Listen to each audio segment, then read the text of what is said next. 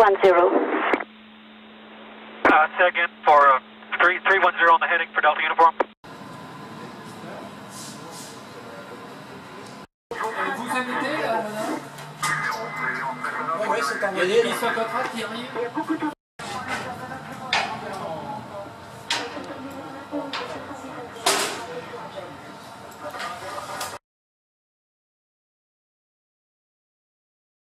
Alors, je vois simplement, regarde. L'écho.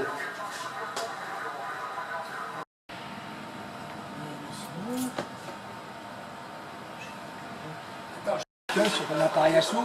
Ah ouais, bien, je me rappelle. Trouver la bonne connexion? Je sais pas.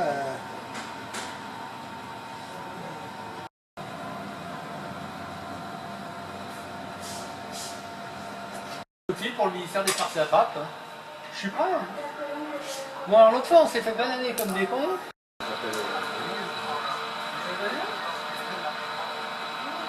Se tripoter la prise, on n'aurait pas fait. Ça c'est vrai.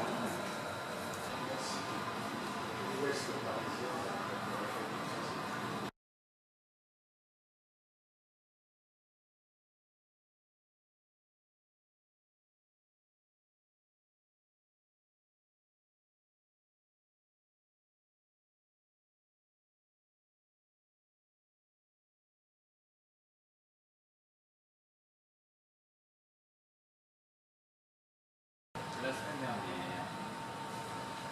Bon, c'est sûr que la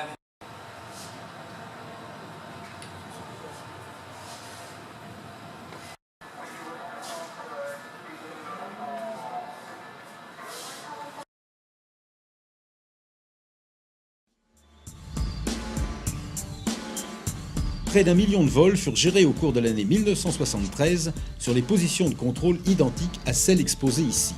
Elles furent utilisées durant 25 ans et voyaient passer en 1999 2 500 000 vols par an. Sur une position de contrôle, 2 contrôleurs gèrent une portion d'espace appelée secteur.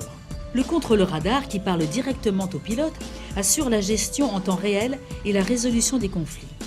Le contrôleur organique assure la planification et l'organisation du trafic.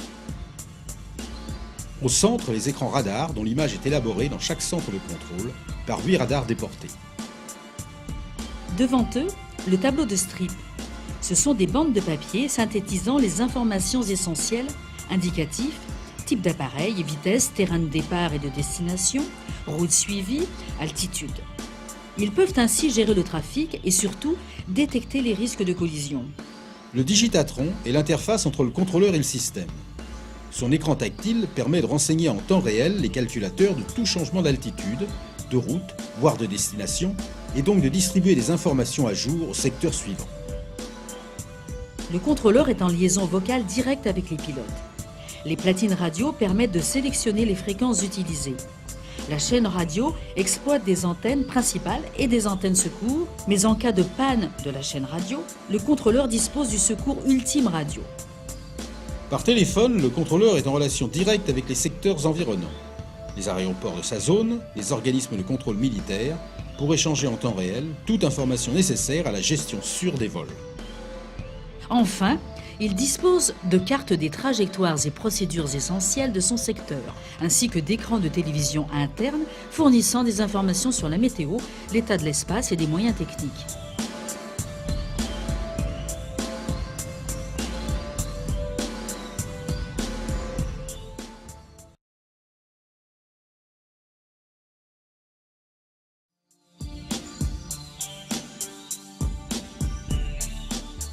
En vol, le pilote a besoin de repères, de jour mais aussi la nuit ou par mauvais temps, ou s'il vole au-dessus des nuages.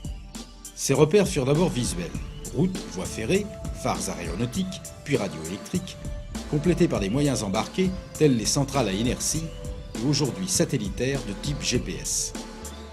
Le risque. Les avions passent au même endroit et avec la vitesse, le pilote a souvent trop peu de temps pour réagir. La solution ? Communiquer. Grâce à la radio, le pilote peut être informé d'un danger, de la météo, de la présence d'un obstacle ou d'un autre aéronef. Mais la seule information a ses limites. Il faut organiser le trafic pour assurer l'espacement des aéronefs entre eux, en un mot, contrôler. Les radiobalises jalonnent la route des flux de trafic importants, créant les corridors immatériels que sont les voies aériennes.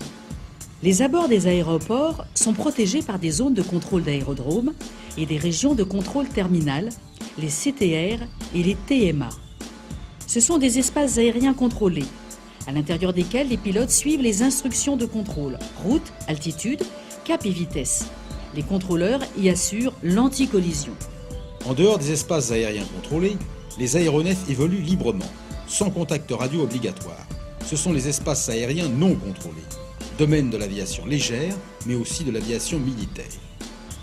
Lorsque certaines activités pourraient se révéler dangereuses pour les autres usagers, ravitaillement en vol, voltige, entraînement au combat, elles se déroulent dans des zones réglementées ou réservées. Le COTRA est le cœur de l'architecture informatique du contrôle aérien. Il est constitué d'un ensemble de calculateurs radars et de calculateurs plans de vol. Il dispose de bases de données cartographiques et de procédures. Grâce à un réseau spécialisé de communication sol-sol, il reçoit les données des plans de vol déposés par les compagnies aériennes ou les pilotes, les informations météorologiques et les heures de décollage calculées par l'organisme européen de régulation du trafic pour éviter, s'il le faut, la saturation de l'espace aérien. En temps réel, le système de traitement radar traite les informations reçues d'une vingtaine d'antennes réparties sur tout le territoire, dont l'image est présentée au contrôleur. Grâce à un réseau d'émetteurs et récepteurs radio, le contrôleur est en contact direct avec les équipages.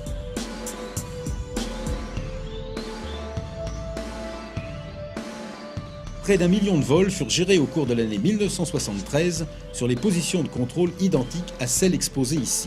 Elles furent utilisées durant 25 ans et voyaient passer en 1999 2 500 000 vols par an.